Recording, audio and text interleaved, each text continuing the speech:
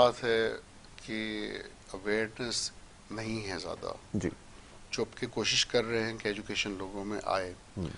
اچھا اسٹیٹسٹکلی دیکھیں نا کہ نفسیات کو بڑا ریلیٹ کیا جاتا ہے پاگل پن سے, اور یہی وجہ ہے کہ لوگ ڈرتے ہیں ایک سائیکیٹرسٹ کے پاس آتے ہوئے. دیکھیں تو 0.8% ہے اسٹیٹسٹکلی پاگل پن کی جو ہے نا پریویلنس جو ہونے کی چانسز, اور اس کا مطلب ہے کہ 120 میں سے کسی ایک کو یہ مسئلہ ہو سکتا ہے. لیکن اصل مسئلہ نفسیات میں کیا ہے؟ ہر تیسرا انسان نفسیات میں انزائٹی ڈپریشن میں گھرا ہوا ہے, پریشانیوں میں ہے, اوور تھنکنگ میں ہے, نیند کی پرابلمس میں ہے. اور اس حساب سے دیکھا جائے تو تقریباً 120 میں سے 45 سے 50 لوگ ان پرابلمس کا شکار ہیں, شاید اس سے بھی زیادہ.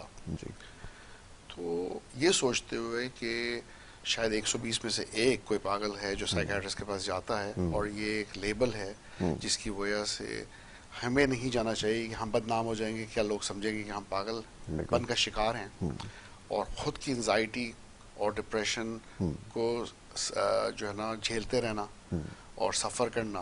اور نہ صرف سفر کرنا, آپ بالکل صحیح کہہ رہے ہیں جیسے آپ نے سوال میں کہا کہ اس سے ریلیشن شپس متاثر ہوتی ہے, اس سے ان کا کام متاثر ہوتا ہے, ینگ ہوتے ہیں تو ایجوکیشن متاثر ہوتی ہے, اور اس طرح سے پوری لائف متاثر ہوتی ہے. بالکل.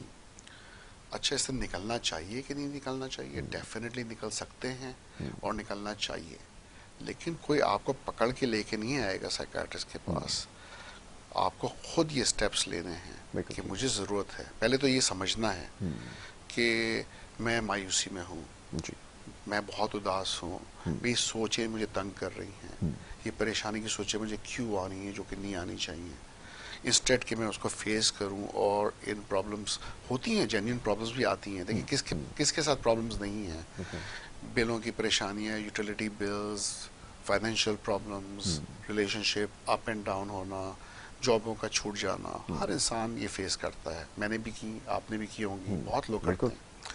لیکن ہوتا ہی کہ لوگ اس کو فیس کرتے ہیں, پرابلم سالونگ سکلز ہوتے ہیں, اپنی ریزیلینس سے, برداشت سے, سوچوں سے, اسٹریٹجیز سے اس سے نکلتے ہیں.